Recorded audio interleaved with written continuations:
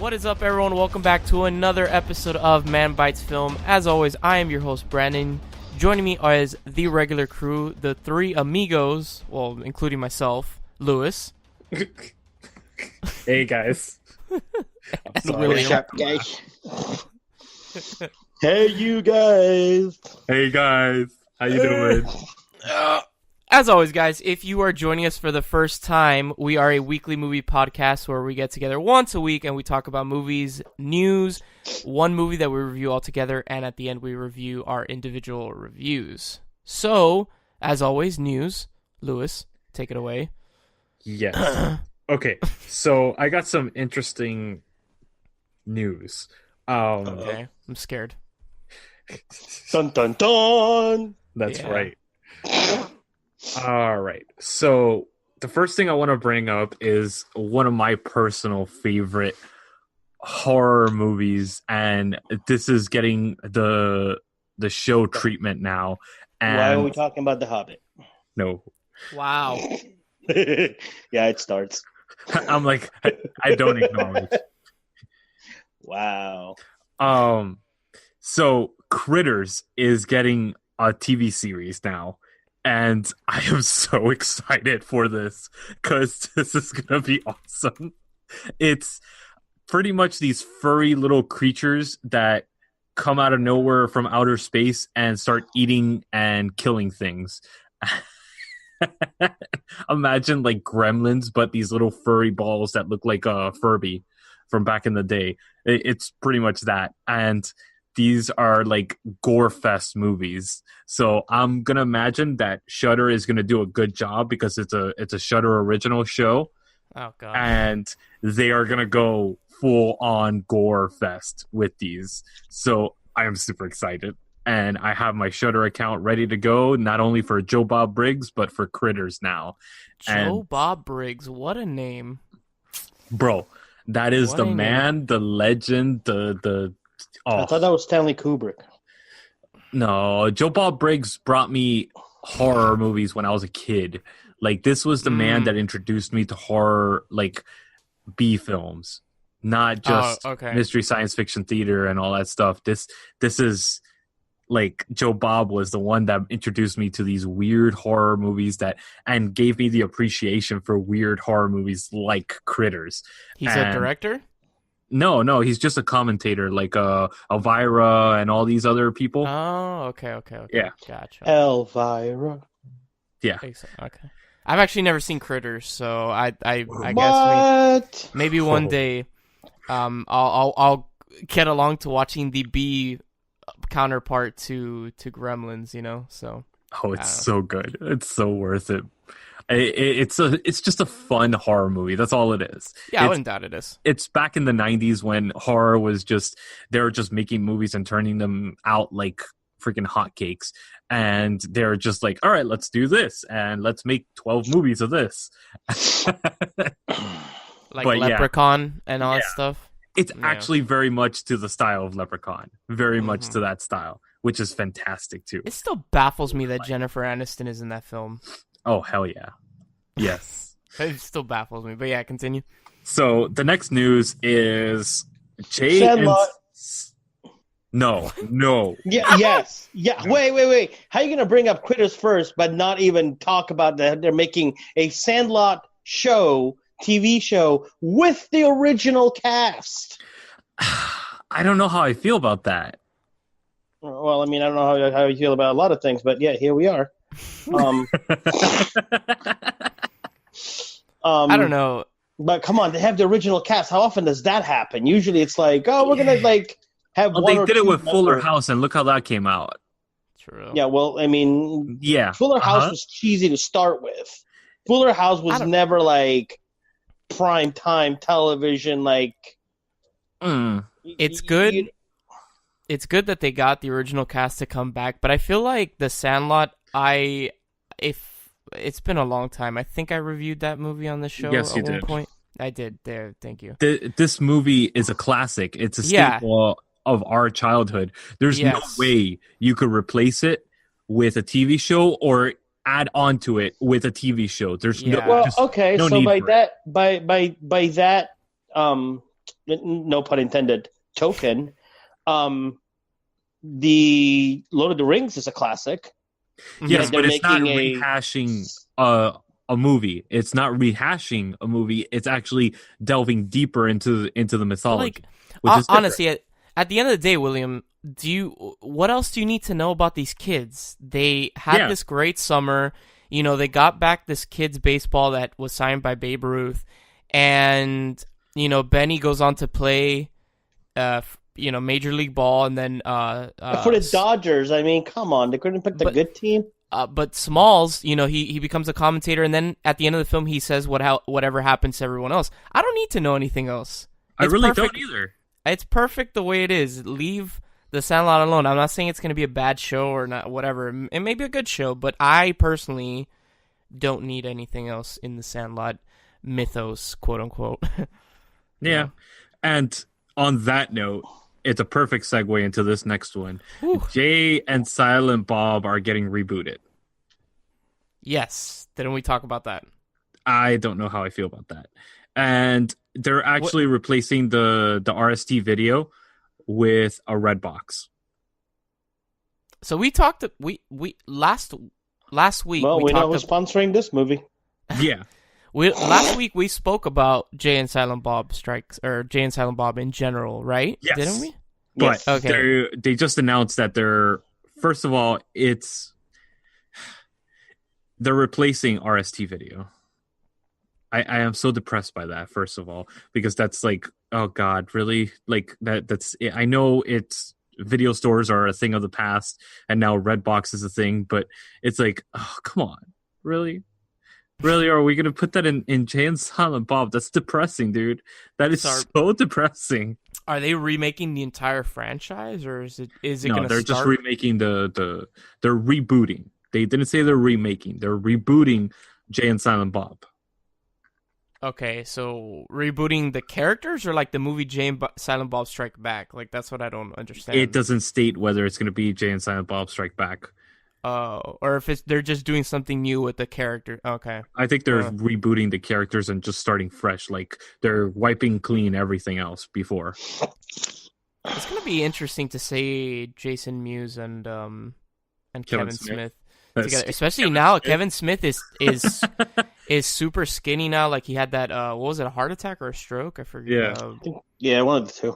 He looks like PJ. Like, it's ridiculous. Yeah, he looks like they look like deformed now because PJ was like fat as shit when he did Lord of the Rings, and then now he's like super skinny. It's like odd. There's something so off by that. But I kind of see what you're saying. Like, why didn't they just keep it in the mindset, I guess, of like in the 90s or whatnot with like movie stores? Like, why did they have to make it nowadays, like current? With I get it. They're trying to get a modern. Really, William? Why that's gotta be me every time? Jesus Christ! Every time there's a noise, it's like really. Who burped? This time it was me, but I'm just saying. It's not because Brandon was talking. I know it wasn't me. Whatever. God. Jesus, it's because you're fat. That's why. Oh my God, I swear, man. By the way, if you're big boned or thick, whatever you want to call yourself, and you're listening, you're beautiful. Thick. You're beautiful, all right?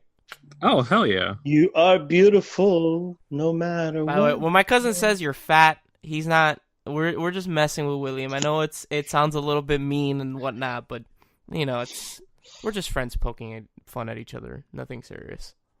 That's right. PSA of the day. Yeah. Sorry. Oh, look at Brandon doing the TSAs. PSA. Not TSA, PSA. Oh, shut your face. It's been a long day. The TSA is what you go through at the airport. This is why I need at least one drink before starting the show. You guys made me rush into the show with no drink. I didn't rush anything. William's the one that has to do something. I just asked if we could push it up. If you couldn't, you could have said no because I need my drink. I would have been like, all right, fine. Yo, and knowing is half the battle. G.I. Joe. Sorry. All right, so the last bit of news, this is pretty big news, and William will definitely he posted this on his Facebook already as well. Luke Perry passed away at 52. Yes. I was actually in Magic Kingdom when I heard about that.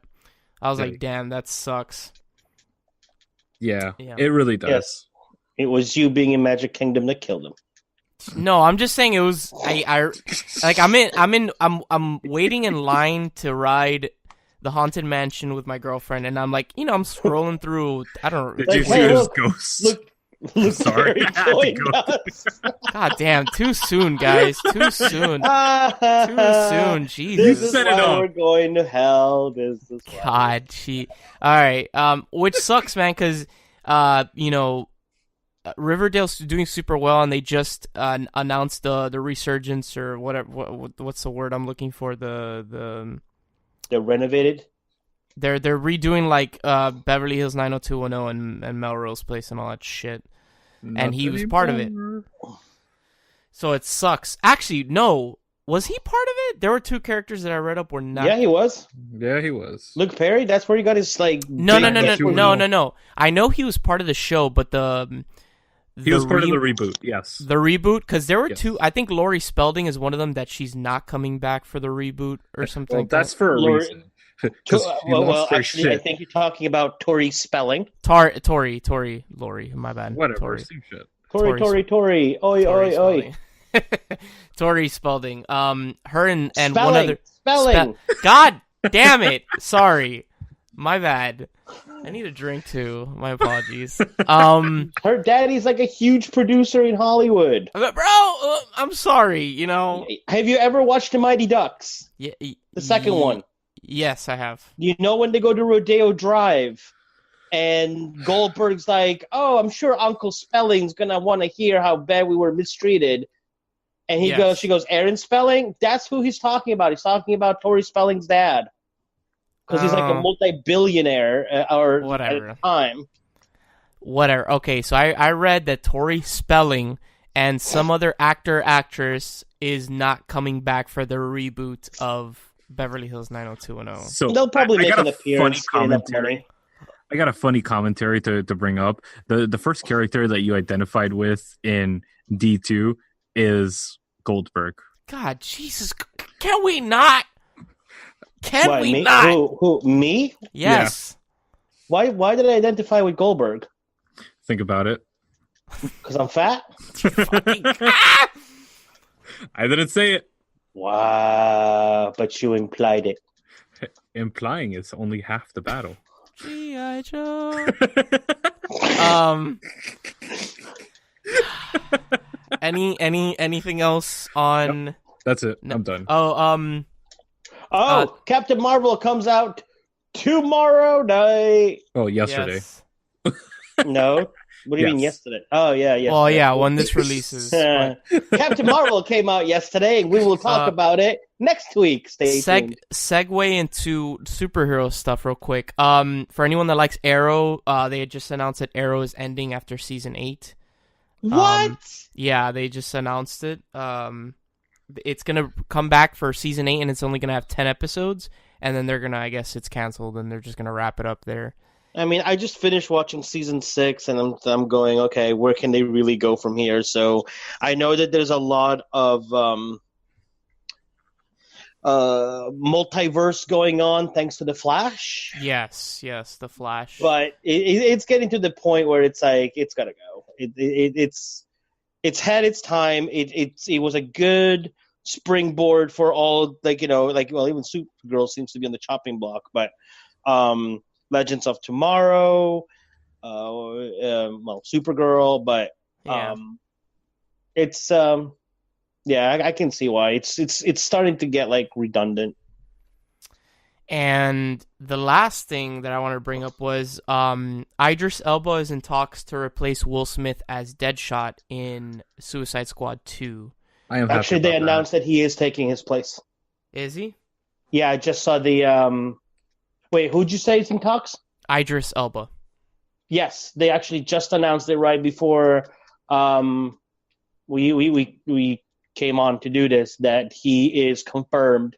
He is taking Nice. over as that child. Because Will Smith said that he had scheduling issues. Bullshit. And that's why he couldn't do Suicide Squad 2. That's horseshit. Well, you What? don't know that. It could be. It could be, but I sincerely doubt it. I understand wholeheartedly why an actor like Will Smith would not want to return for Suicide Squad 2 because Suicide Squad 1 was terrible. Wow, you butchered that. Yeah. Are Suicide you not Englishing well today? Suicide Squad 1, I remember being super excited for it. I went to see it in theaters with a group of my friends, and I came out of that movie thinking, what the fuck did I just watch? Oh, did you guys see that on Wednesday they released the first teaser for the new Joker movie with No, I Joaquin haven't Phoenix? seen that actually. No, Yes. I didn't Yes. Joaquin? Joaquin Phoenix. They actually released the whatchamacallit, the thingamajigger. Someone's not Englishing well either today. Well, Alright. apparently it's contagious. It didn't start with me. I didn't say it was you. I'll blame your cousin. Okay. Why me? What the hell? Because you're the I one that blame can't you. even say Tori's spelling. Bro, I Spelling? forgot her name. I'm sorry. Sue me. You fuck. Jesus. Christ. Okay.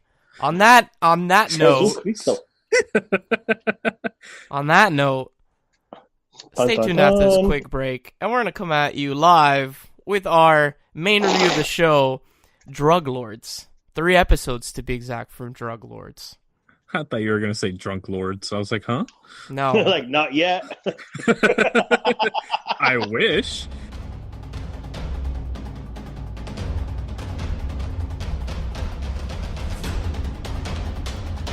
Alright guys, welcome back for the main review of our show. I almost butchered that because I can't English well.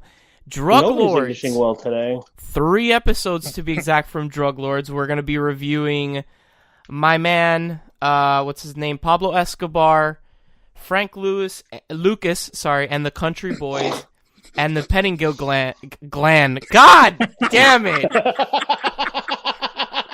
This is what happens when we do the episode sober, ladies and gentlemen. This is why there is a 1 drink minimum for this show. And the Pettingill Gland. Oh my. Anal glands? Yes, glands. And no Clan. and no plans when she's gone. Fucking. That's what I felt when I watched this movie. That's for damn sure. I'm gonna say this. I'm gonna attempt God it one more damn. time to say it correctly. The Pettingill Clan. There we go. I got it. I got it. All right. That was the one that was down in Australia, right? The Pettingill gland. Yeah. Yes. Yeah. That's the one with the mom. Okay. So we've never reviewed something like this. So how do you guys We want have to not. tackle? And, How do you want? and is if want you're to tackle tuning in this? from last week, I know that we had said we were going to do Inside the American Mob, and what had happened was What happened? What happened? what had Thank God happened was we didn't take that 1 drink because that one would have come out all kinds of messed up. Um, What happened was the show was on Netflix when we broadcasted last week. And I actually binge watched it, so I ended up watching most of the show except for like 2 episodes. so did I. And then I was like, okay, I'll just watch the rest of it, which Fucking was like 2 chumps. episodes left tomorrow morning. Mind you, this was like 2 a.m. at this point when I went to bed after we recorded.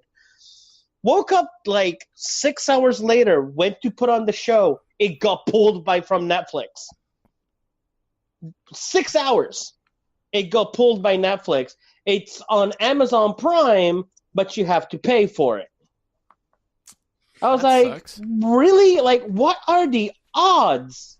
So we decided to keep it in, whatchamacallit, Keep it in the family.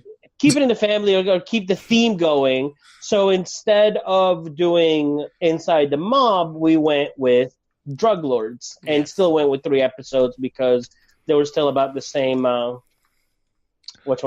length Yeah. of period of time. So Honestly, I would have been more happy watching Casino and spending my time watching a good movie. This Okay. was pretty goddamn bad. I was like, they're rehashing things over and over again, and they repeated themselves like 6 times in some of the episodes. I'm like, oh my god, dude, we got it the first time you said it, dudes. Let's move on. I'll say this flat out: the most boring episode of the 3 is definitely Frank Lucas and the Country Boys. I actually liked that pieces of that episode, but again, it was the repetition that was driving me nuts in that episode. I was like, I oh just my feel god. like I wanted to know more, and they just don't dive like they don't. They hit like I felt like they hit the surface level of information when it came to these drug lords, and they didn't go any further down. And it was just like it was it's very the Reader's Digest version of all these drug lords. It's like, all right, we know this already. Let's move on. Well, honestly, I've never heard of Frank Lucas, and I've never heard of the Pettingill clan. Like, honestly, if I'm gonna be, you had, yeah. Okay, well, I'm sorry that I'm not. Because I watch a lot of I watch a lot of mobster documentaries, and I was like, all right, this is gonna be cool, right? No, it was not. It was not insightful. It was not anything that. This is like maybe a 3 because it has mild entertainment value, but okay. So out of the 3 episodes, if you had to choose one, that was the best. Which one would you choose? I like Pablo Escobar. Frank Lucas, by far. If you want a Pablo Escobar, watch Narco. You'll get a better entertaining value out of that. Yo, I did not expect to see actual pictures of him when he's dead on the rooftop. Did not expect that. Yeah. Not that it's like extremely gruesome or anything. I was just like, oh wow, they're actually showing this man dead on the top of a rooftop. You know. I actually found the most interesting to be the Pettingill gland. Jesus Christ, anal glands. I'm just gonna say anal glands. Clan. Wow.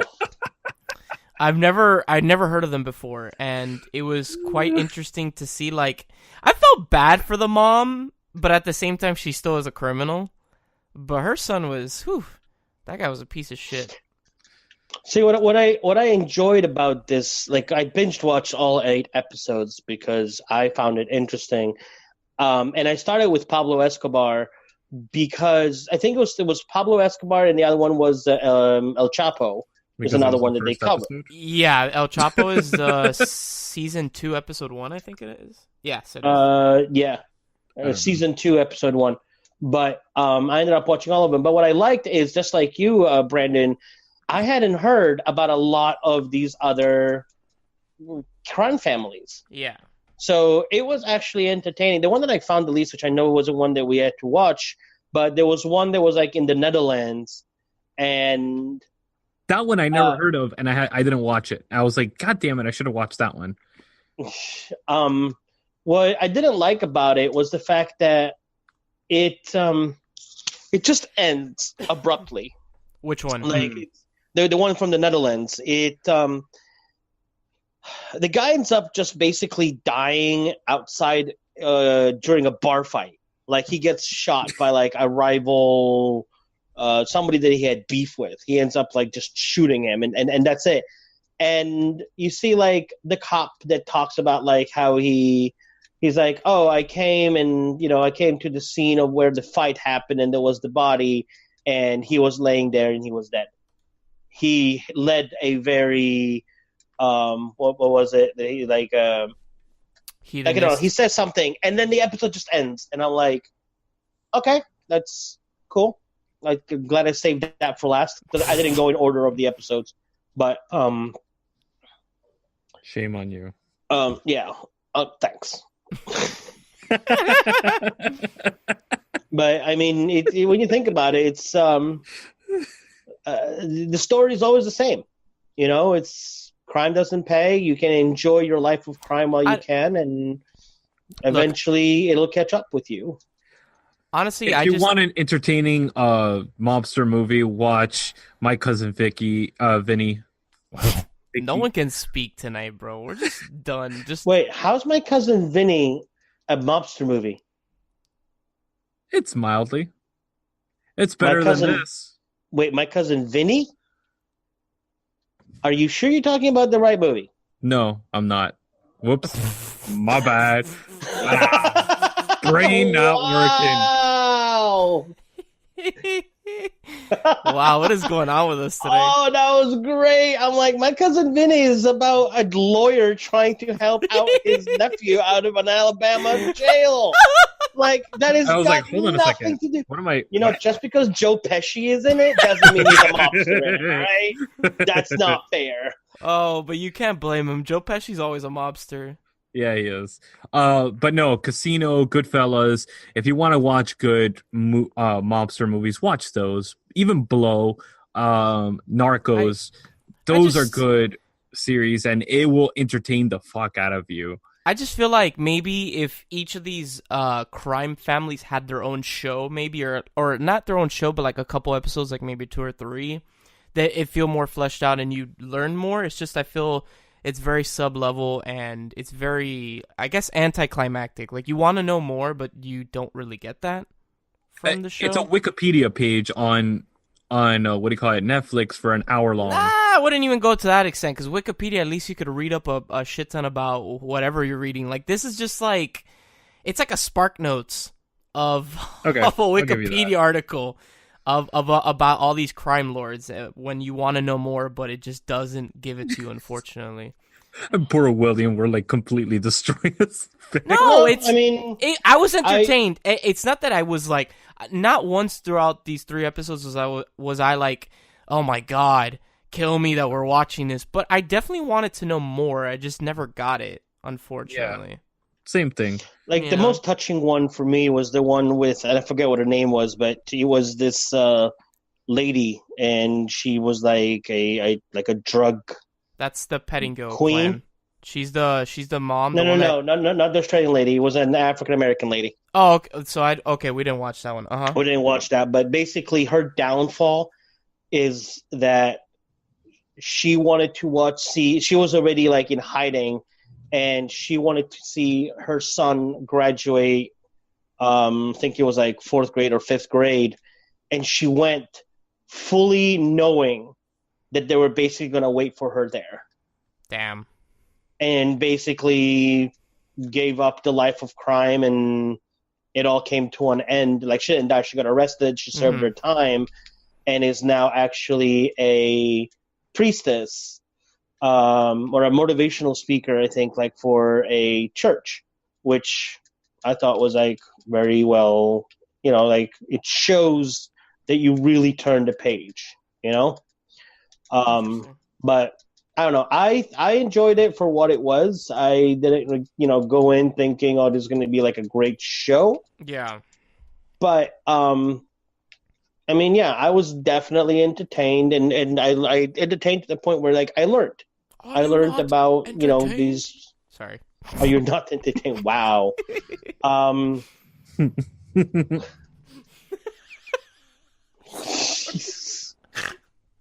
What is with today? I don't know, dude. I'm sorry. This is what happens when we start the show too early. Yes, indeed. Oh man. So, I guess all in all, not a great show, but not a bad show either. It's slightly entertaining. But there are probably other documentaries out there that you can learn more and are probably more interesting than this one. So go do your homework and find that. Find those documentaries. Tell us about them so we can watch them.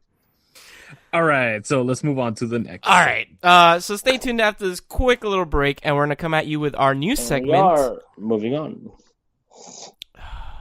Our new segment, the movie bucket list.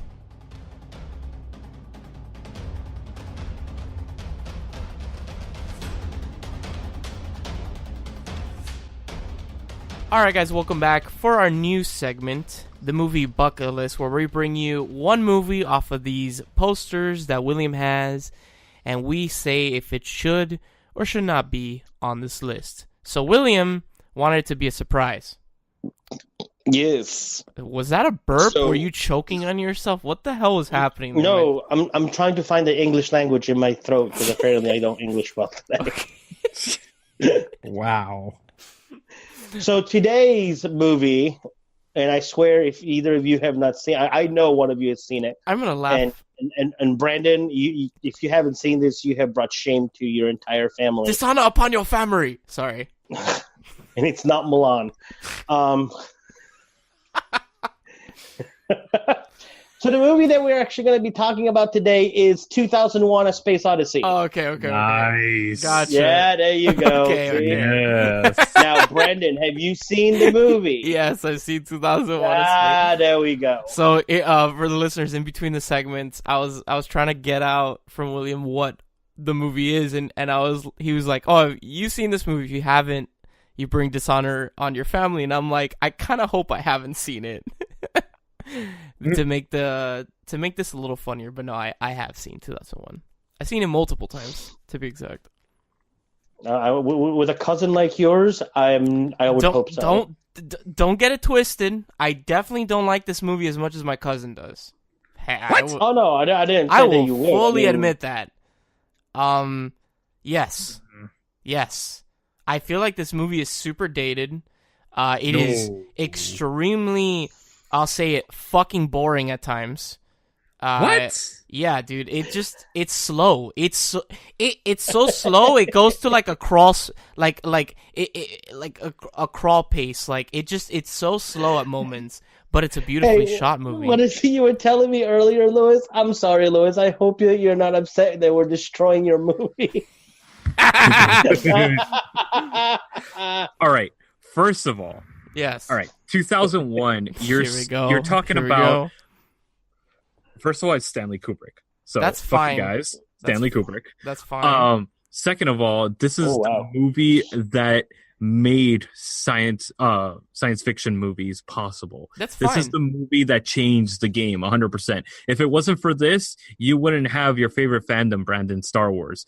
That's fine. I understand that. You would still have Harry Potter. I understand the importance of this film. Yeah, but who cares about that? Shut up. I understand the importance of this film. I just...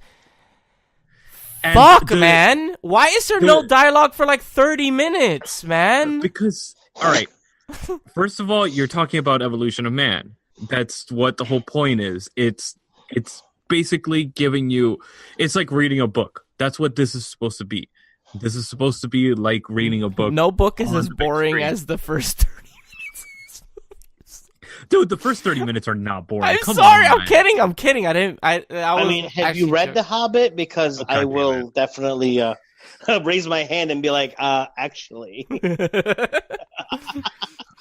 I understand the importance of this movie. I just think that it's super slow to the point where, like, me personally, it kind of it takes away from the experience. It's just like... maybe it's just because I'm used to more quote-unquote modern films that it's just, holy Jesus, man. This has one of the most phenomenal concepts ever, like in a movie, when it comes to the whole fact that maybe every step of evolution has been led by a change, not by us, not something that we did. It's something that made us jump in the evolutionary chain. And yes, these monoliths are the ones that are portrayed in the film, but the monoliths are dropped by these alien species that keep like watch over us and give us guidance throughout the eras of humanity. My small brain can't comprehend this movie on a sub level. You get me? Did you guys see during the Oscars the Google commercials where they kind of like they played off on the Home Alone Google commercials of the Super Bowl? Just for a second there, William, I thought you were gonna be like, "Have you guys watched the same movie that I've watched?" I'm sorry. Wow. So Google did this whole like how life is easier with Google. And one of them was actually 2001: A Space Odyssey, which I thought was funny because he goes like, you see him starting with like, Hal open, what does it say? Like Hal open the doors or whatever. Yes. And he goes like, I'm afraid I can't do that. And so he goes, Hello, Google, Dave. Open the doors. And Google opens the fucking doors. And it said life made simpler with Google. I'm like, oh, this is great. This is great. And I thought it was just funny as hell. What I'm going to say is, should this movie be on the top 100 list? Yes. Absolutely. Yes, absolutely. Is it a product of its time, and is it like very slow at moments in the film? Yes. Yes, you can't deny that, Lewis. Come on.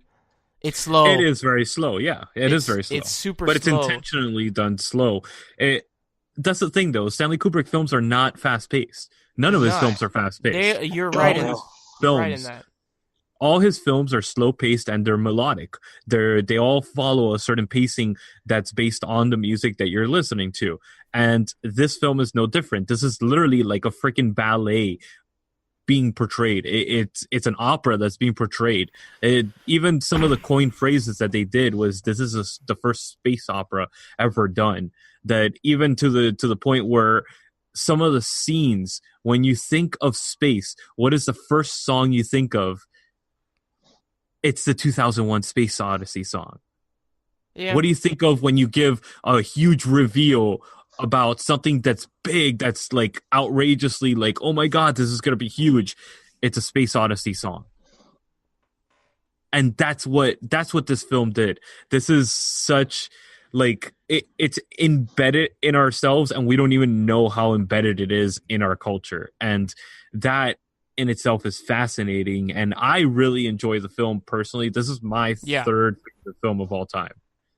I understand it should definitely be artistically, it's a beautifully shot film. I just think that, me personally, there are moments of the film where I'm like, wow, this is kind of boring. It's so slow that, and I think it's abnormally slow compared to some of his other films. Oh yeah, it is. It's his slowest paced film. Yeah, by far.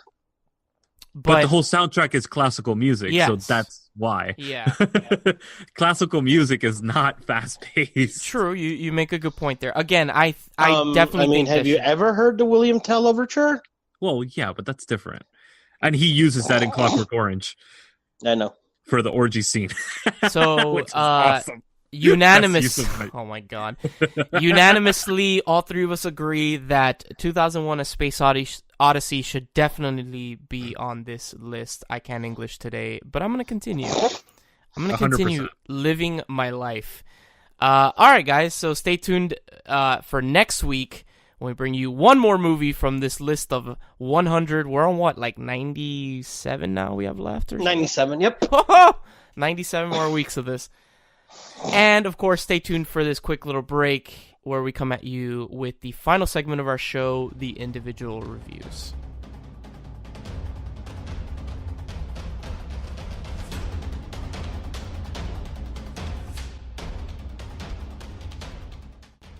All right, guys, welcome back for the final segment of our show, the individual reviews. And Lewis is going to be going first this week.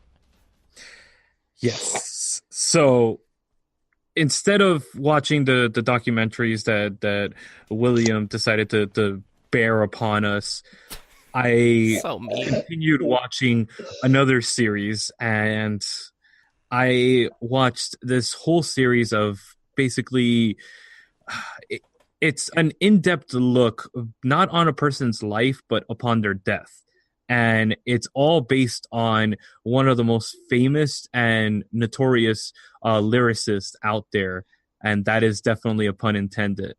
This is Unsolved, Tupac and Biggie. Oh. And this goes into the story of Tupac Shakur and Biggie Smalls, basically going into the story of how the cops failed at their attempt of actually fulfilling this case and everything. Mm-hmm. And I wanted to go into some of the lyrics of one of the artists and show you the kind of majesty that's behind this man's lyrics, because it's something to behold. His lyrics are something out of this world, and I hold pretty much he's one of the best poets out there ever.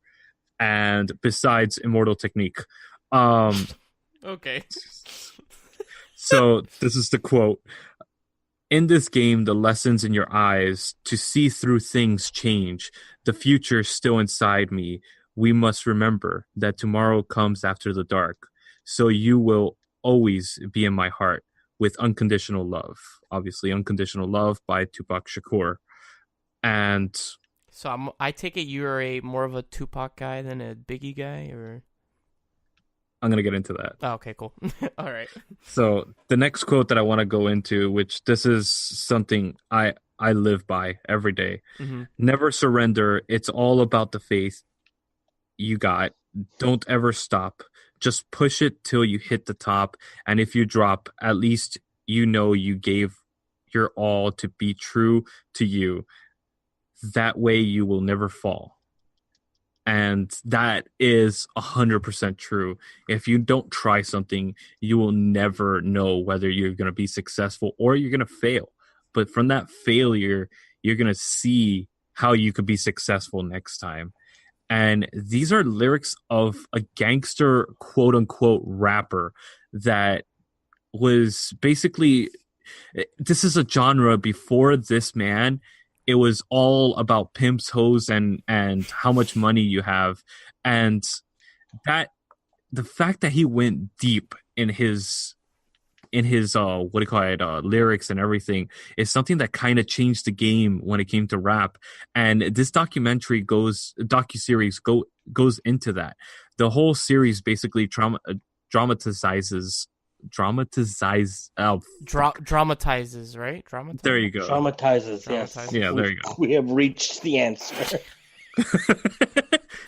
One of us can English. Yeah, right. They dramatized the whole series of the cops trying to uncover this, both in the past and in the early 2000s when they tried to reinvestigate the case of who killed Tupac Shakur and Biggie Smalls, Okay. and if there was any potential connection.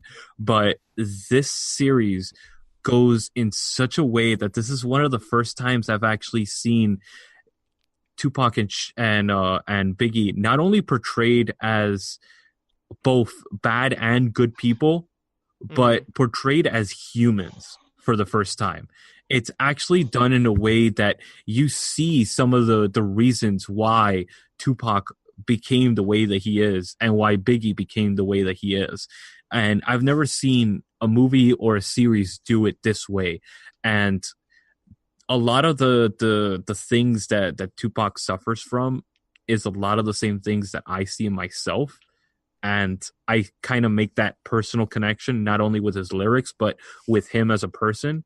One of the biggest things that he has is that he holds his family, and by family, I mean his best friends, his core of people, very close. And betrayal to him is the end. That's it. That man is written off. Like, he is 100% done, and he will destroy you if you betray him. And I'm 100% like that. And it's kind of like this weird, like, holy shit, yeah, I feel you, bro. I feel you. You know, it's like, damn. So, question, because I have not seen this, but I have seen several Tupac and Biggie movies, documentaries. By the way, the movie Notorious was actually really good. It was obviously about Notorious B.I.G., but it also very much covered Tupac. Yeah. Or you know, the time where Tupac Shakur and Biggie's lives intertwined, which is most of it. Yeah, unfortunately, thanks to freaking Suge Knight, it's where it all fell apart because he listened to, like, I mean, call a spade a spade. He listened to the wrong person. That guy's a murderer. Who influenced him, and and that's where, you know, Suge was basically took him out. Like, there was never a East Coast West Coast no thing. That was completely like completely made up by Death Row Records because they needed the and Bad Boys fanfare and Bad Boys. Bad Boys went along with it because at that point it was just kind of like, all right, cool, whatever. No, but come on. Oh, come on. No. Like, that was both of them. I put P Diddy or whatever the fuck his name is on the same par as Suge Knight, because let me tell you, they're both equally as bad, and they're both complete douchebags when it comes to running their show, and they're both like 100% like just atrocious human beings, and they're the reasons that both of those amazing artists are dead, is because of those two idiots. And we all know that Tupac is alive somewhere. You know that, and so's Biggie. No, I'm kidding. One thing that I will disagree with you, Louis, is when you said, and I didn't interrupt you because I obviously wanted you to, have your piece and your train of thought. But at the time of Tupac Shakur being around, it was not the time of bitches and hoes. Because when Tupac Shakur came around, it was right around also the time of the NWA, where they were fighting the power, and we're talking, it was like not like lesser known, but you had Dr. Dre, you had Ice Cube, you had Nas, all those people. Nas, so there was NWA still like, and all that stuff. They were a part of Tupac's family, though. They were, Wu-Tang Clan? but they were still like kind of doing like, and Dr. Dre. I mean, obviously Dr. Dre worked with Tupac a lot. He produced a lot of his stuff. He did. Which goes to show like how far back Dr. Dre goes. Yeah. I mean, holy crap. Yeah, I mean, he was original NWA, like original NWA. And the thing is that, all right, that music that came out of the Compton era and all that stuff and the Compton area, because even though Tupac wasn't from Compton, he was from New York, he lived in Compton when he started doing his music career. And that music that came out of there was different than everywhere else. And it was brought to the limelight by Tupac for the mass audiences. NWA and all these other groups, they were doing it before. Like a lot of artists, they didn't get the recognition for it until Tupac brought it to the mainstream, though, which is what I was referring to. Okay. All right. Yeah, okay. Never mind. Because I agree with you 100%, and my apologies to anybody that might have taken that as an insult. That is 100% correct what William is saying. Yes, I was referring to mainstream thing, but yes. Also, I don't know if you've seen it or not, and if you have not, don't worry about watching it, but All Eyes on Me was one of the worst. I thought it was good. No. I didn't. On. There were a lot better documentaries and movies than All Eyes on Me. I did not enjoy that at all. But again, that was me. Yeah, it was very one-sided. But like I said, this docuseries, it kind of keeps it well-rounded, where they're not villainizing, but they're not making them heroes either.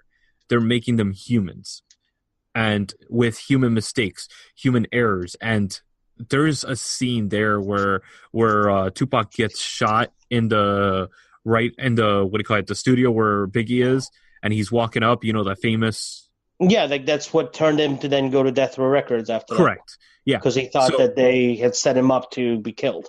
Yeah, and basically that scene in the docuseries is so well done, and let me tell you, it is probably such an intense couple of minutes scene that I was like, holy crap, this portrays Tupac better than most movies that I've seen. And this is literally, I think, what was it? It was a TV series that was actually released, and it's on Netflix now, but it was on TV, and they're portraying it in such a way that I was like, wow, this is awesome, dude.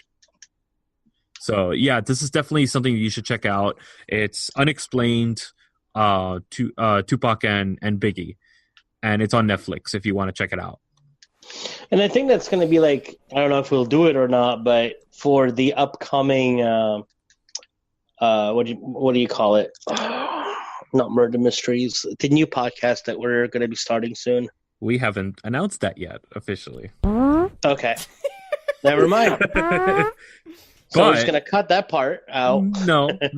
That is a perfect segue into announcing our new podcast. Hey. Thank you, William. That is actually perfect.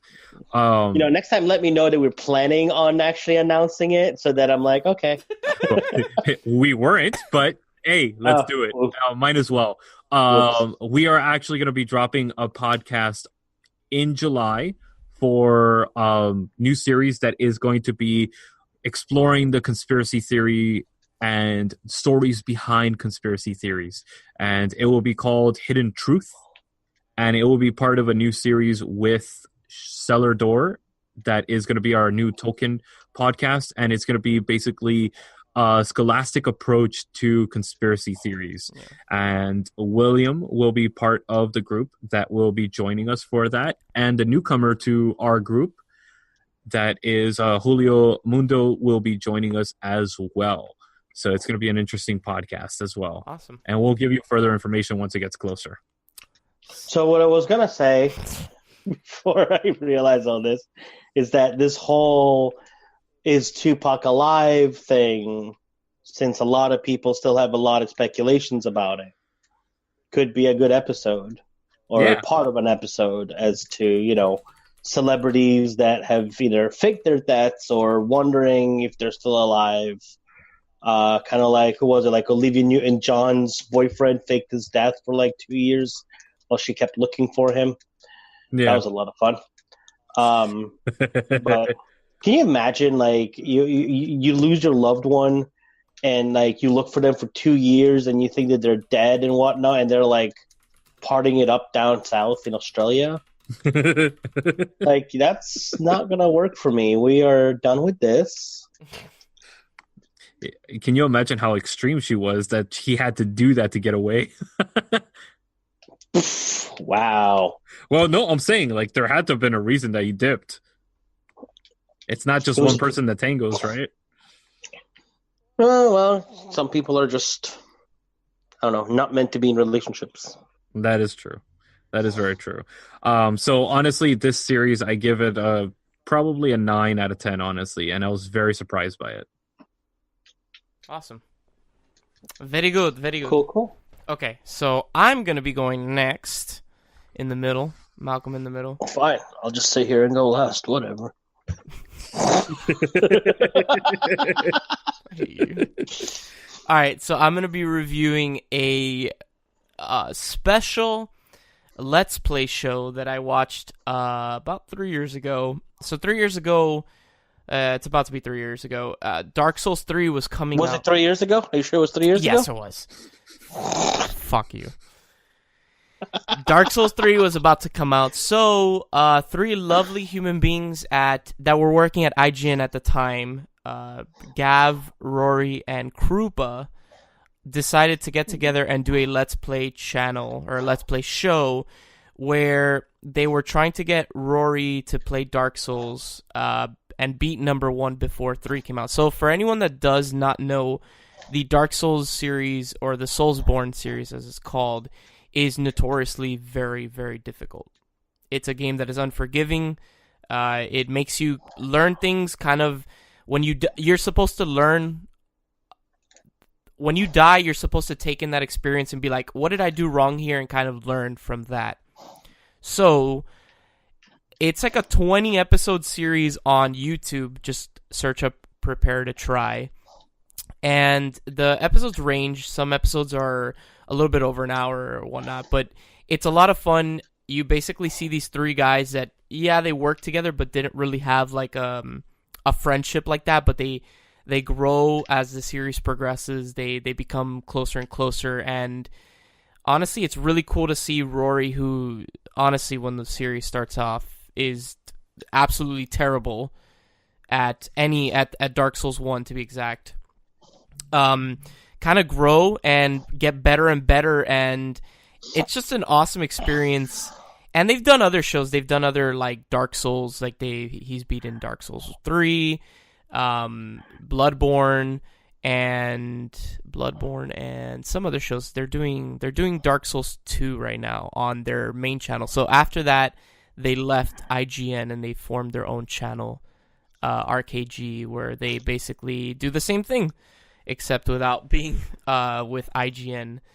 So it's really cool. If you're into Let's Plays and you've never seen Prepare to Try and you're willing to take this journey with all three of them, it's really fun. It's a really good time. And honestly, the first one is the best one because it kind of loses the magic in the sense because, he beats these other difficult games, but the first one is like this hurdle that he had never overcome. And it's super awesome. Go check it out. It's a really fun time. Prepare to Try if you have the time.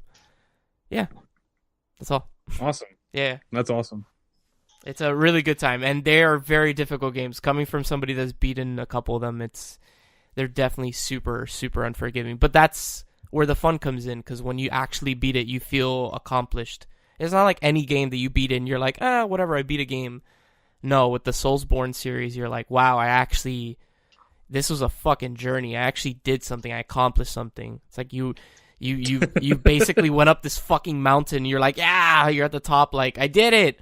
So it's really cool. Honestly, William, if you've never played any of them, you should definitely check them out. Definitely. I played Dark Souls for like 10 minutes, put it down, never picked it up again.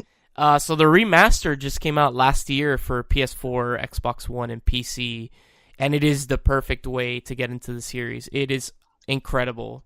It is very unforgiving again, but just stick with it, and I guarantee you will have a good time. And if you ever do beat it, there's no feeling like it when it comes to playing video games. It's incredible. Oh no, I've had those games where come the end, I'm like, I just want to put the controller down and cry, and be like, oh my god, it's over.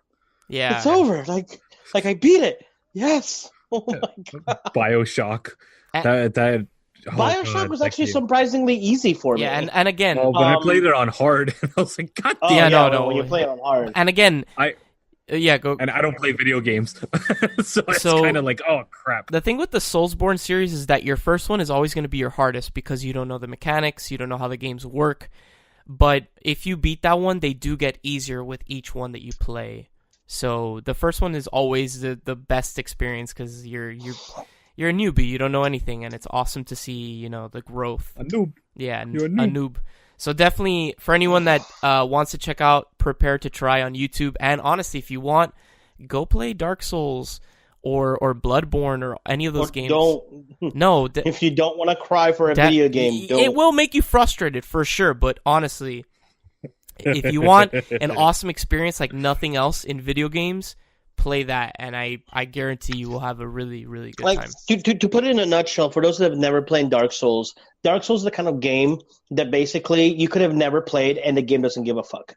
It's going to kill you within the first 5 minutes. Oh yeah, that game, it's very unforgiving. It doesn't care. There is no we're gonna go easy on you for the first couple of missions, missions and levels, so while you get used to the control. No, it's like, oh, you're playing, fuck you, you're dead.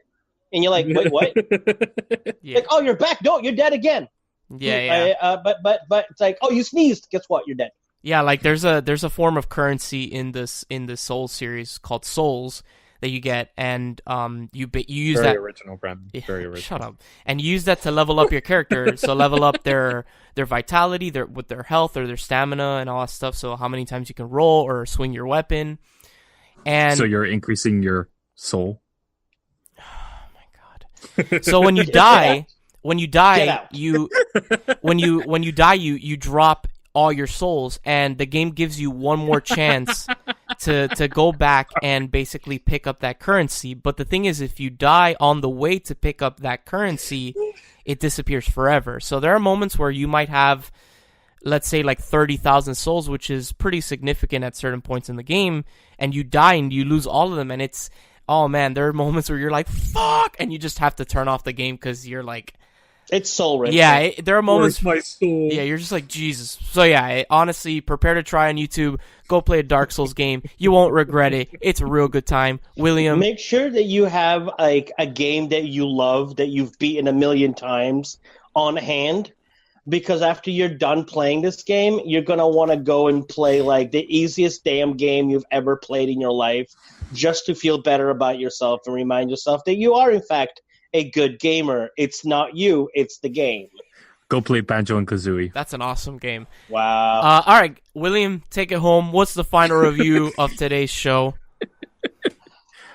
So getting back into the serious part of reviews, I actually reviewed Leaving Neverland, which is a HBO documentary about, and it's about two of the boys that, and I'm going to say allegedly because we're going off of the fact that it's their word pretty much, but not that we're trying to take away from them. Mhm. It's just the fact that we have no, there hasn't been a trial or whatnot. But anyway, allegedly were molested by Michael Jackson. It's a 4-hour documentary. That's a long one. That's a beefy boy right there. That's definitely not Another one for fat the. joke. God, I didn't mean it like I that. hate you guys. Oh my God. I didn't even say it. It wasn't me. I didn't mean beefy like a fat joke. Jeez, I just said it was a beefy. Hey, what do you mean beefy? They're kind of fat, not fat, big bone, goddammit. Okay, so it's a 4-hour documentary. Anyway. It's a 4-hour I documentary. would It's say split in 2 parts. There's part 1 and part 2. Okay. So it's not like all in one shot. There's no what I liked about it right off the bat is there is no narration. There's no narrator telling you the backstory or whatnot. It's basically all sit down interviews with the 2 boys, which one of them was back in, I want to say, like 92 or 93 was the one that was in the news because his father actually ended up killing himself. Like the whole thing with Michael Jackson tore the family apart to where the family got divorced and the father ended up committing suicide because of depression and felt like he lost everything because of it.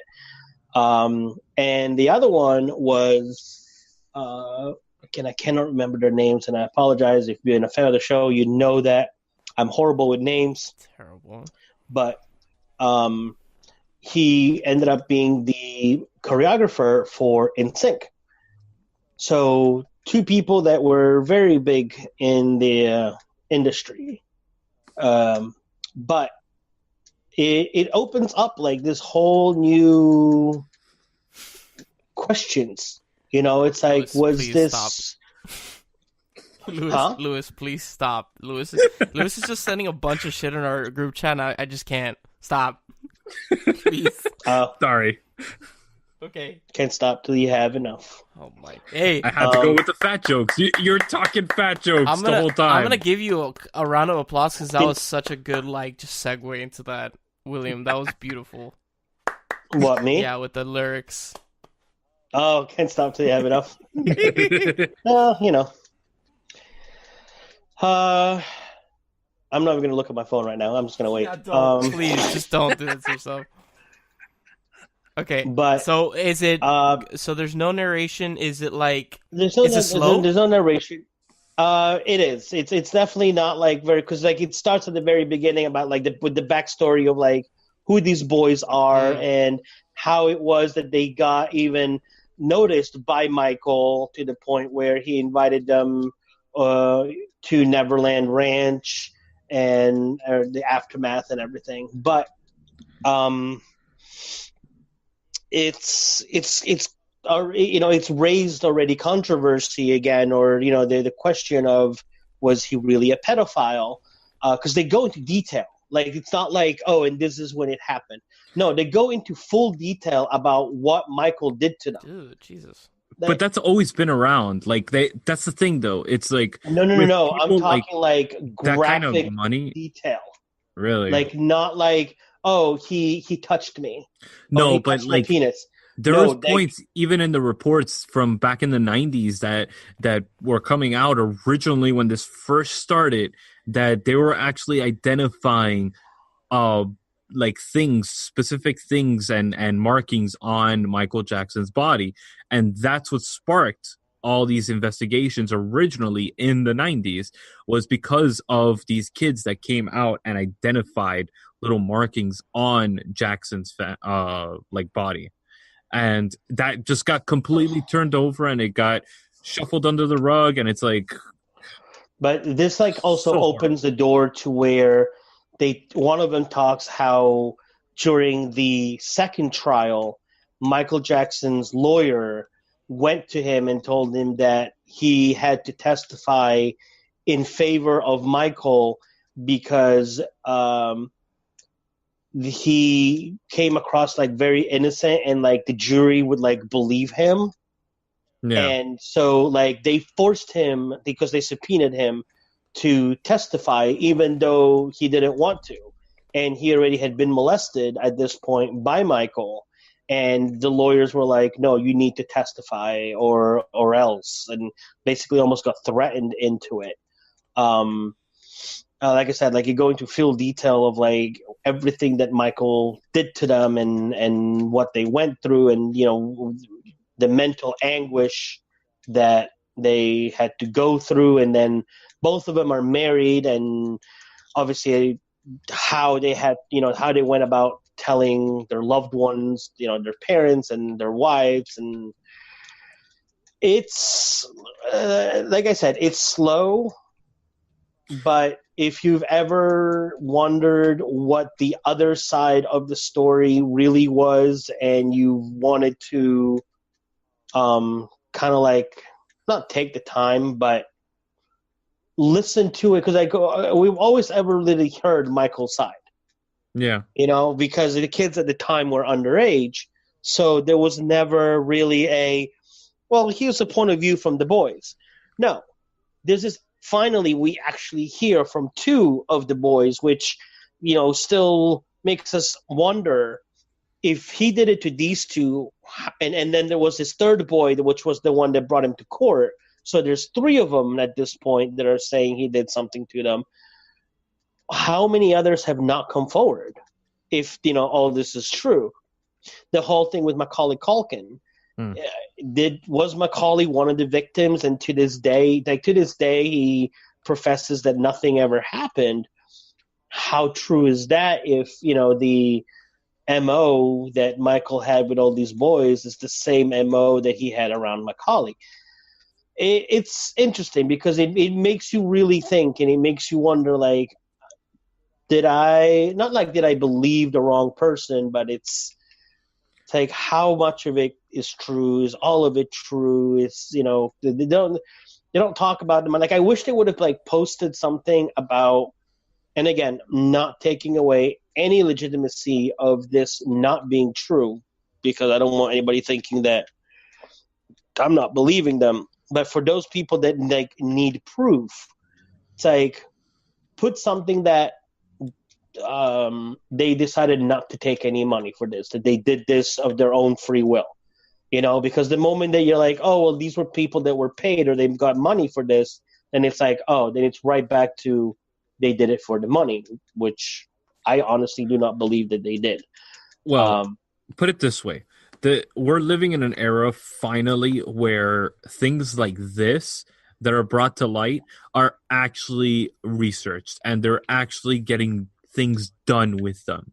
The whole quote unquote Me Too movement and all that stuff, for whatever your political stance is and whatever your stance on that issue is, and that movement that's come out recently out of Hollywood, it is a very good thing, because it is bringing out a lot of people that did these horrible and atrocious things, and they need to be brought to the forefront, and people need to understand that these people are horrible, horrible human beings, and that we should not be supporting them.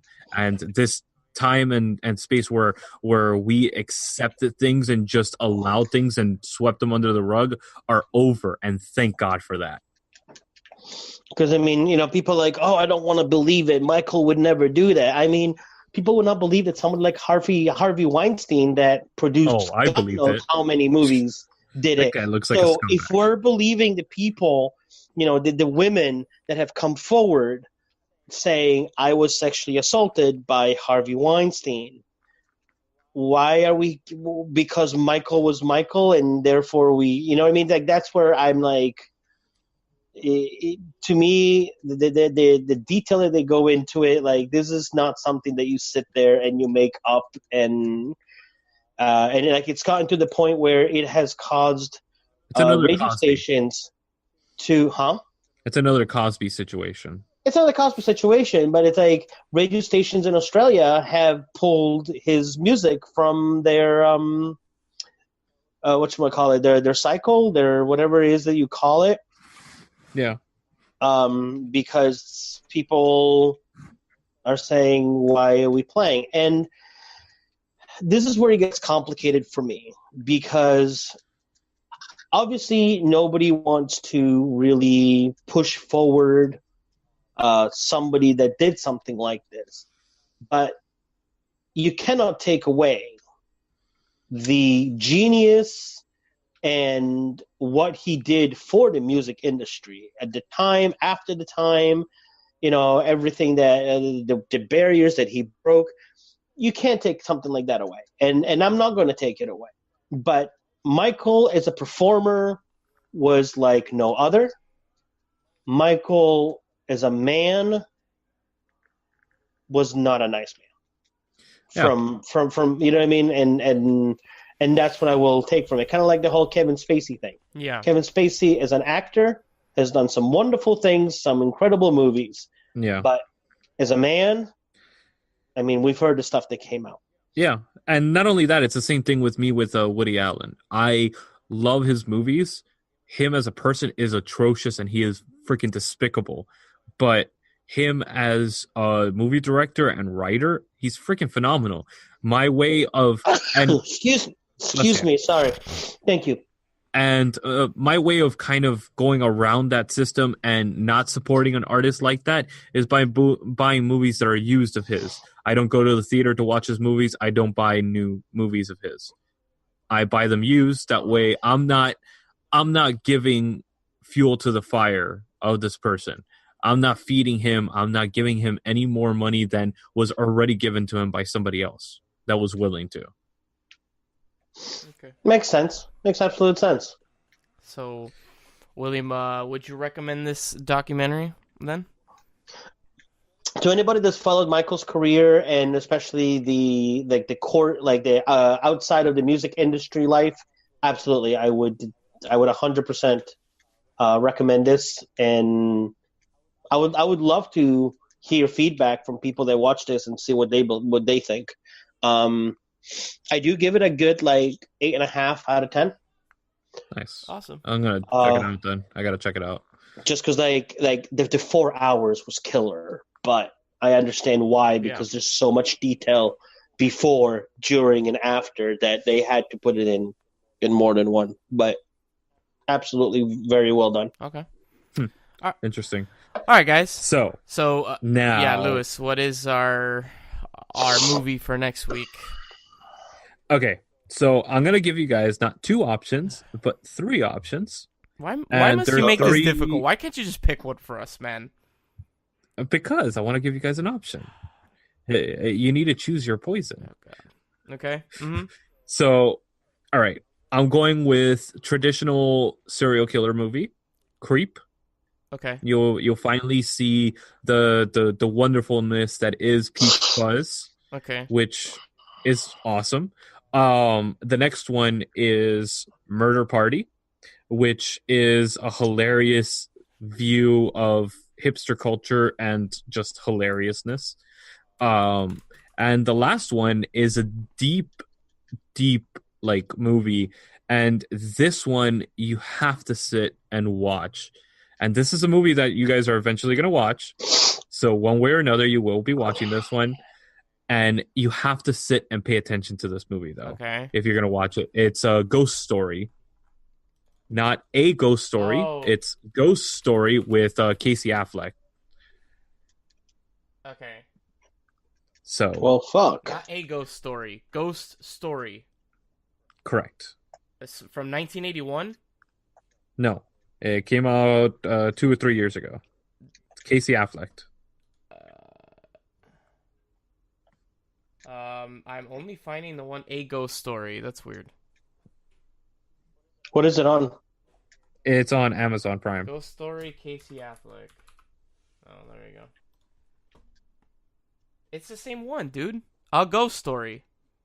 Oh, it's A Ghost Story. Sorry, my mistake. I'm like, what the fuck? Jesus. It's kind of like My Cousin Vinny. You know, the mobster movie, My Cousin Vinny, not the comedy. Well, he's the director of this film is the one that did Pete's Dragon. Okay. And it's a passion project of him. It's with Rooney Mara and Casey Affleck. Okay. And William, what would you like then? I don't know. You want to do a go? I You want to honestly- do a ghost story or no? I want to do a ghost story.